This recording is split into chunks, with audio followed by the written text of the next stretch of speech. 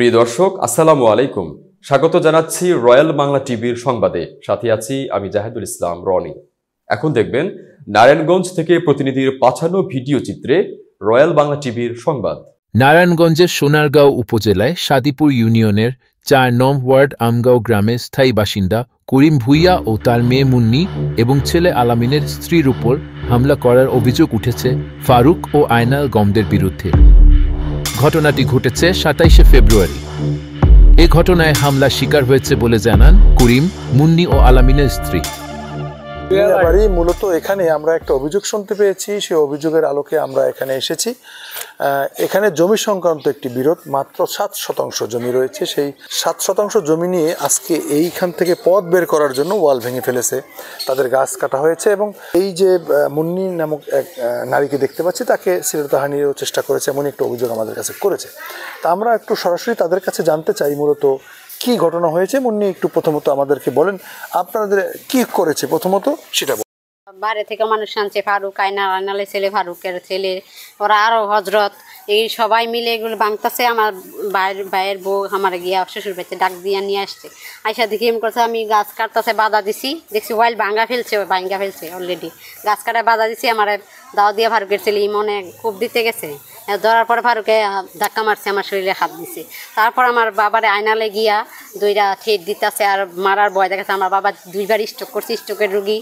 আমার বাইক নাই, আমার স্বামী আজকে কাজে গেছে, কেউ বাড়িতে নাই, এরা একা ভাই আমাদের ইচ্ছা মতো করছে। তারপর বাথরুম পাকঘর ভাঙতে গেছে, স্যার ভাঙতে গেছে মতো। পরে আমি পুলিশটা খবর দিছি, মতো পুলিশ দেখে বলি পুলিশ যাক, এক লোক মরছে অ্যাক্সিডেন্টে, মারার মামলা ঠেট দিতেছে, অবরোধী আমার বাবারে মারতেছে, বকতাছে, ইয়ে করতেছে। এগুলো কোনো সাক্ষী আছে? সাক্ষী স্যার, ভিডিও, মোবাইলের ভিডিও আছে, মোবাইলে ভিডিও করছে। আপনারা দেখাতে পারবেন? হ্যাঁ দেখাতে পারবো।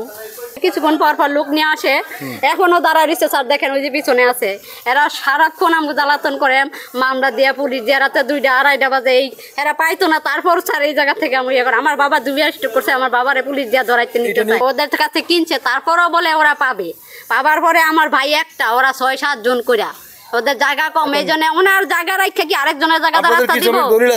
জমির দলিল আছে, দেখাইছে, ওরা পায় না।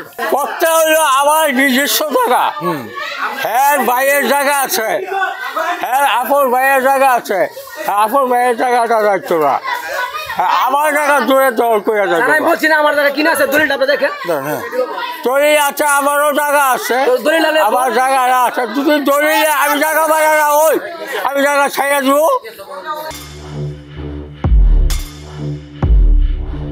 হামলার শিকার মুন্নি গণমাধ্যম কর্মীদের জানান, বসত বাড়ির 7% জমি নিয়ে দীর্ঘদিন যাবৎ বিরোধ চলে আসছে ফারুক ও আয়নালদের সাথে। পূর্বের জমির বিরোধকে কেন্দ্র করে আজ তাদের উপর হামলা ও বাড়ির দেয়াল ভাঙচুর করেন মৃত সোনা মিয়ার ছেলে ফারুক, ইমন ও তার সহধর্মিণী রিমন, উভয় পিতা আয়নাল, হজরত পিতা শুক্কুর মাহমুদ, আয়নাল সহ আরও অনেকে। এ সময় হামলায় শ্লীলতাহানি করেছেন বলেও জানান মুন্নি। মুন্নি বলেন, হামলাকারীরা দেশীয় অস্ত্রের মুখে জিম্মি করে আমাদের বাড়ির দেয়ালটি ভেঙে ফেলে এবং মেরে ফেলার হুমকি দেয়।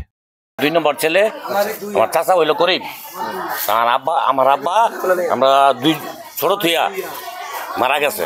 মারা যাওয়ার পরে আমি ওই জায়গার দলিল গেলি আমার ওই যে করিমের কাছে বুঝাই দিয়ে গেছে, চাচার কাছে।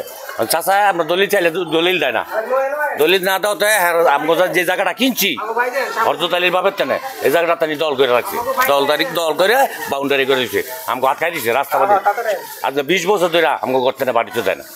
আমি অসুখ আছি, করিমের তেনে হ্যাঁ হিসুমে এক ভাই চাচা, এই সোনামি আসতে আমার জামাই দিয়েছে 100%, আমার জল দেয় নাই, হ্যাঁ খেতেছে।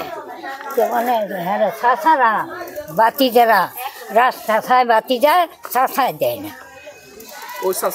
আর আমার খোলা জায়গা ভাইলো তা নিয়ে মন কয় না, নেড়ে ভাইয়া 2 দিলাম, মিট মার করে সব।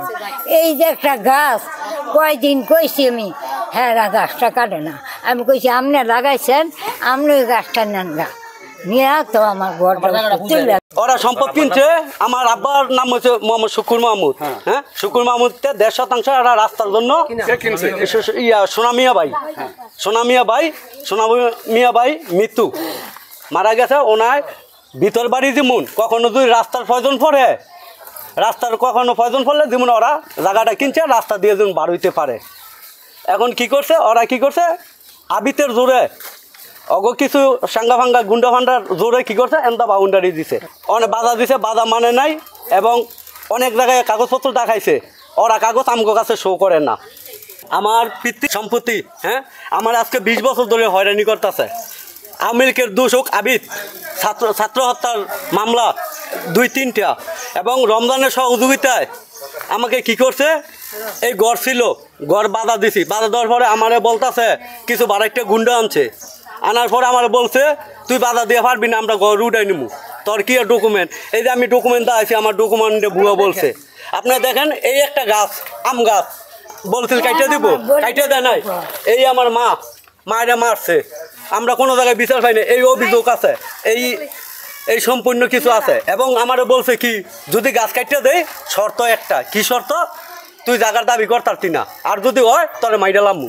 এ হামলার বিষয়ে সত্যতা জানতে চাইলে মুন্নিদের অভিযুক্তকারী বিপক্ষগণ বলেন, করিম আমাদের জমি জোর করে দখল করে রেখেছে, ফলে বাড়ি থেকে বের হওয়ার আমাদের কোনো রাস্তা নেই, আমরা মানবেতর জীবনযাপন করছি। তারা বলেন করিম আমাদের জমি ফেরত দিবে, আর না হয় বাড়ি থেকে বের হওয়ার রাস্তা দিতে হবে। তারা আরও বলেন করিমের মেয়ে মুন্নি আমাদের বিরুদ্ধে যে অভিযোগটি দিয়েছে তা মিথ্যা। মূলত এই যে জমি নিয়ে যে গ্যাঞ্জাম, এই ওয়াল ভাঙা হয়েছে, তারা অভিযোগ করে তাদের জমি, আপনারা বলেন আপনাদের জমি, মূলত বিষয়টা কি একটু আমাদেরকে বলেন। আমাদের যেখানে স্পটে যে আমাদের আসছেন আপনারা, আমাদের ডকুমেন্টস আছে, কোর্টের রায় আছে, যখন এই ওয়ালটা তারা দেয় তখন আমরা নিষেধাজ্ঞা করছিলাম, পুলিশ আসার পরে নিষেধাজ্ঞা দিয়েছে, এখানে কোর্টের রায় আছে, এরা যে ইনজেকশন জারি করছে আমরা যাতে কোনো কাজ করতে পারবো না, জমি শুরু না করে এরা কি করছে ক্ষমতার অপব্যবহার করে এরা ক্ষমতা চালাইছে। আওয়ামী লীগের যে বড় লিডার আছে, যেমন রমজান মেম্বার আবিদ ভুইয়া, এরা আওয়ামী লীগের বড় বড় নেতা। যখন আমরা এখানে ওয়ালটাতে আমাদের মামলা দিয়ে দূরে রাখছে, কথা বুঝছেন, এই ওয়ালটা দিছে, ওই বাড়িটা যখন পুলিশে নিষেধাজ্ঞা দিছে আইসা রমজানে বলছে এটা আমি দেখবো, আমি দেখার পরে যে বের করে আমরা জায়গা বের করে দিয়া তারপরে আমরা জায়গায় করে দেবো। এখন এই যে জায়গাটা আমাদের জায়গার মধ্যে জোর করে স্যার, এই যে পজিশন জায়গাটা জোর করে স্যার, এই যে এই আমার পজিশন 150 কিনা স্যার, আমার জোর করে এই জায়গাটা হেরা দোয়াল করছে, বাথরুম করছে, কোনাদা এই জায়গা দোয়াল করে আমাদের রাস্তা আটকে রাখছে, আমি কোন অন্ত বের হওয়ার দেখা নাই, দেখেন সরজমিনে সব দিক থেকে আমরা আটকে রাখছে, আমি কই জায়গা বিক্রি করে যাইতাম না, তুই কোন অন্ত বের হতে পারবি না, তুই জায়গা বিক্রি করে জায়গা। তবে এ বিষয়ে মুন্নির স্বজন গণমাধ্যম কর্মীদের জানান, হামলাকারীদের বিরুদ্ধে সোনারগাঁও থানায় মামলার প্রস্তুতি চলছে।